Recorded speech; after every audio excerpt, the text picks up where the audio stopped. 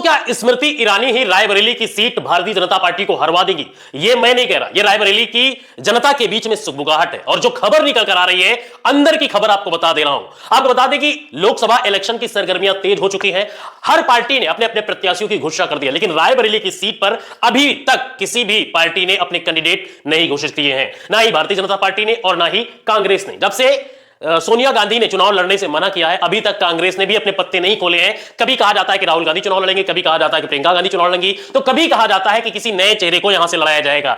लेकिन भारतीय जनता पार्टी को लेकर अगर हम बात करें तो यहां पर कई सारे नामों का ऐलान, कई सारे नाम लाइन में लगे हुए, जिसमें से सबसे बड़ा जो नाम है वो दिनेश प्रताप सिंह का है। दिनेश प्रताप सिंह जो कि पिछली बार भी चुनाव लड़ चुके हैं सोनिया गांधी के सामने। और दूसरे नंबर पर जो नाम निकल कर आ रहा है वो मनोज पांडे का है। तीसरे नंबर पर है अजय अग्रवाल। और भी कई सारे नामों की चर्चा चल रही है कि को टिकट दिया जा सकता है, जिसमें से विश्वास कुमार थे और नुपुर शर्मा जो कि एक फायर ब्रांड नेता है भारतीय जनता पार्टी की, जिनके ऊपर इनाम भी रखा गया था। लेकिन अभी भी किसी भी प्रत्याशी के ऊपर मोहर नहीं लगी है। लेकिन अब ये सत्ता के गलियारों में खबर चल रही है कि दिनेश प्रताप सिंह पुरजोर कोशिश कर रहे हैं टिकट पाने के लिए, लेकिन उनके राह का रोड़ा खुद स्मृति ईरानी जो कि केंद्रीय मंत्री हैं, खुद भारतीय जनता पार्टी के एक नेता, उनके राह का रोड़ा बन गया है। तो लोग कह रहे हैं कि क्या खुद स्मृति ईरानी नहीं चाहती कि रायबरेली में कमल खिले या भारतीय जनता पार्टी रायबरेली से चुनाव जीते? क्योंकि पिछली बार के मुकाबले अगर हम दिनेश सिंह की तुलना करें, इस बार पिछली बार वो लगभग 1.5 लाख वोटों से सोनिया गांधी से हार गए थे, लेकिन उनका जो वोट बैंक था वो काफी 3.5 लाख के ऊपर था। आपको बता दें कि पिछली बार 2019 के जो लोकसभा इलेक्शन चुनाव हुए थे उसमें जो सोनिया गांधी थी उनको मिले थे 5,34,918 वोट और दिनेश प्रताप सिंह को मिले थे 3,67,740 वोट।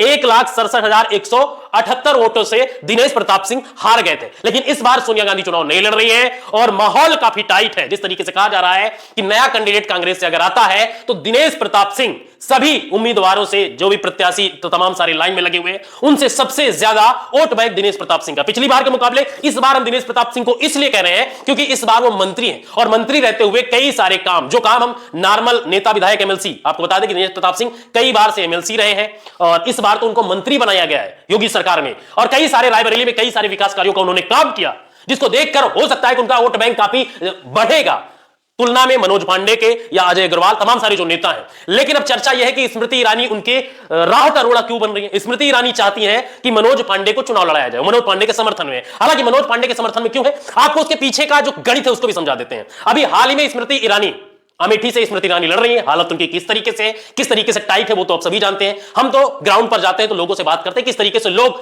विरोध कर रहे हैं स्मृति ईरानी का इस बार, क्योंकि पिछली बार उन्होंने उनको जिताकर भेजा। अमेठी की जनता जिस तरीके से कहती थी राहुल गांधी ने कुछ नहीं किया, चलो मान लिया भैया राहुल गांधी ने कुछ नहीं किया था, लेकिन आपने क्या किया 5 साल में? 5 साल में अब चुनाव आया है तो आप अमेठी की जनता से मिल रही है, बता रही है, दुख सुन रही है, लेकिन हालत और विकास क्या किया आपने अमेठी का? वो 5 साल का रिपोर्ट कार्ड स्मृति ईरानी का उठाकर आप देख लेना। लेकिन राकेश सिंह तो आपको पता ही होगा, राकेश सिंह वही जो समाजवादी पार्टी को ठेंगा दिखाकर भारतीय जनता पार्टी में शामिल हुए थे, इनके साथ इनके दोस्त काफी खास मनोज पांडे भी शामिल हुए थे। अब स्मृति ईरानी जो गौरीगंज से विधायक है राकेश सिंह, उनके घर गृह प्रवेश में भी जा चुकी हैं, काफी अच्छे रिश्ते बताए जा रहे हैं। इसलिए क्योंकि स्मृति ईरानी अमेठी से चुनाव लड़ रही है, वो समर्थन करे राकेश सिंह का क्योंकि वो वहां के विधायक है। इसके एवज में वो कह रहे हैं कि मनोज पांडे को टिकट दिलवाएं लोकसभा इलेक्शन का, क्योंकि वो उनके दोस्त निकलते हैं इस तरीके से। क्योंकि हालत तो वैसे ही पतली है स्मृति ईरानी को, वो चाहती है कि अपनी सीट बचा ले, बगल वाला भाड़ में जाए उससे मतलब नहीं है, वो हारे या जीते उससे फर्क नहीं पड़ता है। तो ये ऐसा लग रहा है कि स्मृति ईरानी नहीं चाहती कि दिनेश प्रताप सिंह रायबरेली से चुनाव लड़े, वो मनोज पांडे को लड़ाना चाहती है। हालांकि दिनेश प्रताप सिंह एड़ी जोड़ी पूरी ताकत लगा रहे हैं।